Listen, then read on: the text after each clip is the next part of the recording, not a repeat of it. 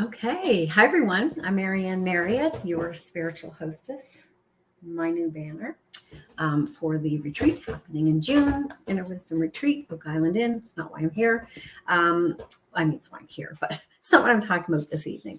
So just popping in for a quick moment. We had our monthly group guidance call as part of the Shine membership program. And that's actually what we're going to be talking about at the retreats. It's all connected.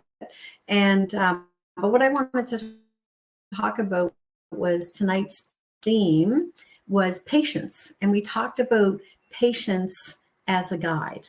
And at the beginning of the call, I was guided to ask, what does patience mean to you? Now, what was fascinating about this, and I'd like you to think about what patience means to you, and I'd love for you to put it in the comments. And so if you're watching the replay of this, just pause and do that, and then come back so I don't taint you with what I'm going to share, because I'd really love to know what patience means to you. So what fascinated me is the first couple of things that people said were lacking, not my virtue. And then we got into, okay, that's not having patience, but let's talk about having patience. If you have patience, what does that look like? What is the word?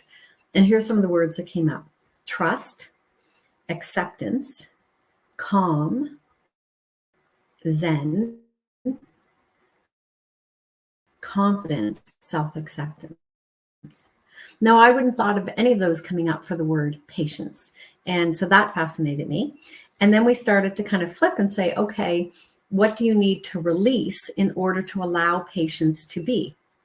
And that was some of the things that we started talking about. But when we put them in a succinct list, you need to release expectation, fears, doubts, self-doubts, imposter syndrome, lack mentality, and judgment.